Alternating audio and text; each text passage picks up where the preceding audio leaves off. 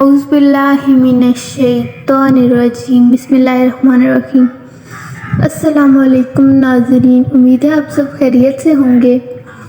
آج کی ویڈیو ہے بہت ہی دلچسپ اور بہت ہی ایمان افروز واقعہ جو میں آپ سے بیان کرنے جا رہی ہوں، تو کوشش کیجیے گا کہ ویڈیو کو ضرور پورا دیکھیں تاکہ آپ کا ایمان تازہ ہو جائے، اور اگر آپ کو ویڈیو پسند آئے تو اسے شیئر بھی کر دیں تاکہ کوئی اور اس واقعے کو سن سکے اور اس کا ثواب آپ کو اور مجھے پہنچ سکے۔ تو چلیے ویڈیو شروع کرتے ہیں۔ کہا جاتا ہے کہ ایک بادشاہ تھا، اور یہ ترکی کا بادشاہ تھا جس کا نام بختو کبیر تھا، اور اس کی کوئی اولاد نہ تھی۔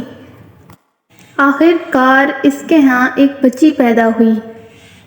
جب وہ بچی بڑی ہوئی تو اسے پاگل پن لاحق ہو گیا اور وہ لوگوں سے دور دور رہنے لگی۔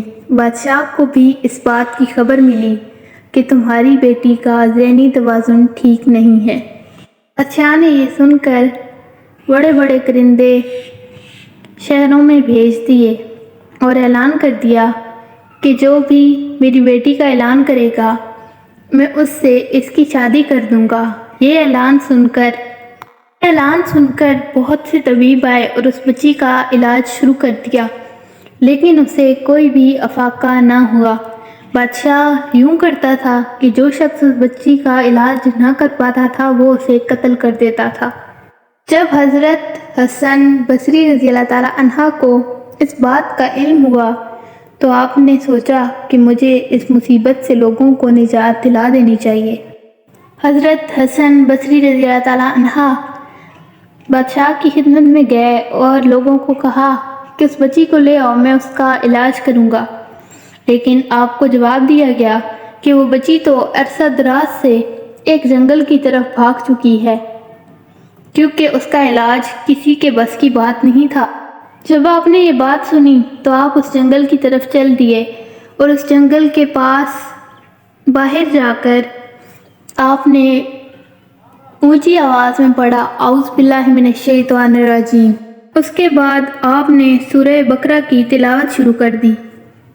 ابھی آپ نے چند آیات ہی پڑھی ہوں گی کہ اس بچی نے آپ کی آواز سن لی اور چیختی ہوئی جنگل سے باہر آ گئی اور کہا کہ اے حسن نوری رضی اللہ تعالیٰ عنہ، آپ میرے نبی کا کلام پڑھ رہے ہیں۔ تو میں نے اس بچی سے کہا کہ تم نے میرا نام کہاں سے سیکھا، حالانکہ تم تو ایک اجنبی بچی ہے اور تجھے کیسے پتا کہ یہ تیرے حبیب کا کلام ہے؟ تو وہ بچی کہنے لگی کیا آپ کو معلوم نہیں کہ میں نے یہ روپ اس لیے اظہار رکھا ہے تاکہ میں لوگوں سے بچ سکوں اور لوگوں سے دور رہ سکوں۔ اور پھر اس بچی نے کہا کہ آپ تھوڑا سا اور پڑھ دیں، تو آپ نے سورہ بقرہ کی کچھ اور آیات تلاوت کی اور پوری سورہ بقرہ پڑھ ڈالی۔ اس کے بعد آپ نے اس بچی سے کہا کہ بہت ہی افسوسناک بات ہے کہ تو نے اپنی یہ حالت بنا رکھی ہے۔ تو اس بچی نے کہا کہ میں نے اپنی حالت اس لیے بنائی ہے کہ میں لوگوں سے دور رہنا چاہتی ہوں، مجھے لوگ پسند نہیں ہیں، اسی لیے میں نے اپنی یہ حالت بنا رکھی ہے۔ تو آپ نے کہا کہ اچھا ٹھیک ہے، تم میرے ساتھ بادشاہ کے پاس چلو تاکہ میں بادشاہ کو جا کر تمہارے ملنے کی خبر دوں اور وہ تمہاری شادی مجھ سے کر دیں۔ تو وہ بچی کہنے لگی کہ آپ کو مجھ سے شادی کر کے کوئی فائدہ نہیں ہوگا، کیونکہ میں کسی کی طرف بھی راغب نہیں ہوں اور مجھے لوگوں سے دوری پسند ہے، مجھے لوگ نہیں پسند۔ تو آپ نے کہا کہ جب میری تم سے شادی ہو جائے گی اور میرا تمہاری طرف دیکھنا جائز ہو جائے گا تو میں تمہیں بیت اللہ کا طواف کروانے لے کے جاؤں گا اور میں تمہیں خانہ کعبہ میں بھی لے کے جاؤں گا۔ تو اس بچی نے کہا کہ یہ خانہ کعبہ کیا چیز ہے؟ آپ رحمت اللہ علیہ نے اسے کہا کہ کعبہ اللہ تعالیٰ کا گھر ہے جہاں پہ لاکھوں مسلمان عمرہ اور حج کرنے کے لیے جاتے ہیں۔ یہ بات سن کر اس بچی نے آسمان کی طرف دیکھا اور کہا کہ اے پروردگار، میں تیری بندی ہوں، میں نے تیری اطاعت کی خاطر اپنا گھر بار सब कुछ छोड़ दिया और यहाँ जंगल में आ गई। इस दुनिया में तेरा एक घर है जहाँ पे लोग जाते हैं और तेरे घर का तवाफ करते हैं। क्या तू मुझे अपना काबा नहीं दिखाएगा? और ऐसा कहकर वो भागने लगी और एक सिमत चल दी। हजरत हसन बसरी रज़ियल्लाहु ताला अन्हा उसके पीछे पीछे चलने लगे। वो दोनों एक जगह पहुंचे जहां पर एक नहर बह रही थी।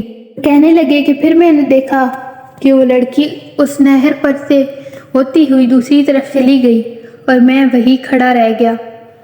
और तभी मैंने अल्लाह का एक मौजज़ा देखा कि उस लड़की के सामने ही काबा शरीफ आ गया है और उसने काबा का तवाफ शुरू कर दिया है। उसके बाद वो लड़की मुझसे मुखातिब हुई और कहने लगी कि ए इमामुल मुस्लिमीन अबुल हसन नूरी, क्या आपको मालूम नहीं कि जो शख्स अल्लाह के लिए अपनी मोहब्बत खालिस रखता है उसे ना ही किसी शोहर की ज़रूरत होती है, ना ही किसी इंसान की, और ना ही किसी सवारी की कि वो अपने अल्लाह के घर का तवाफ कर सके।